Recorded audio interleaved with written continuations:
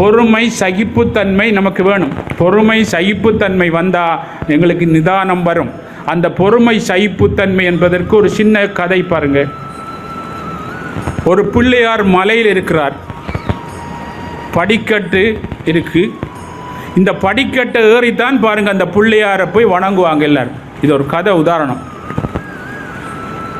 பிள்ளையார் வணங்குவாங்க. 6 மணி ஆகிறோடனே பாருங்கள் அந்த கோயிலிருந்து எல்லாரும் போன பிறகு இந்த படிக்கட்டு இந்த பிள்ளையார்கிட்ட கேட்டு தான் பாருங்கள், நானும் நீயும் ஒரே மலையில் தான் எடுத்த, என்னையும் உன்னையும் பாருங்கள் ஒரே சிப்பி தான் பாருங்கள், என்னை செதுக்கு நான், ஆனால் பாருங்கள் என்னை மிரிச்சு போட்டு வந்து உன்னை கையெடுத்து கும்பிட்றாள், என்ன விஷயம் அப்படின்னு கேட்டார்.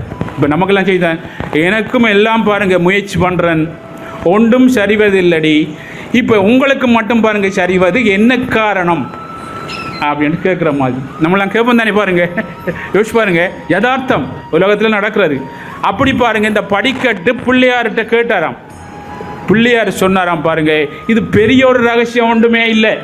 யோசிச்சு பாருங்கள், என்ன பெரிய ஒரு வித்தையும் இல்லைப்பா இது. இப்போ நம்ம சொல்லுவோம் பாருங்கள், இது ஒரு வித்தையும் இல்லை, மந்திர தந்திரம் ஒன்றும் இல்லை இது யோசிச்சு பாருங்கள். இந்த காட்டுறாரு என் குருநாதர், அது பெரிய வித்தையை ஒன்றுமே இல்லை.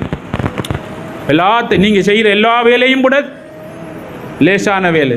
யோசிச்சு பாருங்கள், இப்போ சந்தோஷமாக பாருங்கள், உங்களை போல குடும்பம் பிள்ளைகள் எல்லாம் இருக்கி யோசிச்சு பாருங்கள் எப்படி செய்கிறேன் நாங்கள் எல்லாம். இப்போ தவறுதா நீங்கள் பாருங்கள், எல்லாம் இருக்கு உங்களுக்கு இருந்தும் பாருங்கள் வர நேரம் இல்லை, நமக்கு ஒன்றுமே இல்லை பாருங்கள், ஆனால் பாருங்கள் எல்லாம் சரியாக செய்கிறோம் அப்படின்ட்டா என்ன அப்படின்ட்டு கண்டுபிடிச்சா சரி. யோசிச்சு பாருங்கள், எல்லாம் இருக்குன்ற எண்ணம் பாருங்கள் எங்களை ஒன்றுக்கும் போக விடுதில்லை.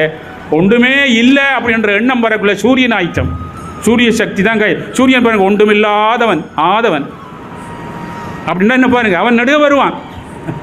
யோசிச்சு பாருங்க. அப்போ இந்த படிக்கட்டு கேட்டோன்னே பிள்ளையார் சொன்னாராம், உன்னையும் என்னையும் ஒரே மலைதான் எடுத்தான் சிப்பி, ஆனால் முதல் பாருங்க எடுத்து உன்னைத்தான் முதல் அடித்தான், ஒரு அடியோட நீ உடஞ்சி வைத்தான், அதனால் பாருங்கள் உன்னை படிக்கட்டா போட்டுக்கான். என்னை இந்த பிள்ளையார் உருவம் பாரத்துக்கு எவ்வளோ அடிச்சிருப்பான் பாருங்கள். நான் பொறுமை சகிப்புத்தன்மையாக இருந்தேன். காலை வச்சு அடிப்பான், மேலே வச்சு அடிப்பான், கொட்டுவான், எல்லாம் செய்வான். ஆனால் நான் பொறுமையாக இருந்ததுனால தான் இந்த உருவம் வந்த பொறுத்தார் அரசாள் கொண்டா நான் இப்போ மேலறிக்கேன்.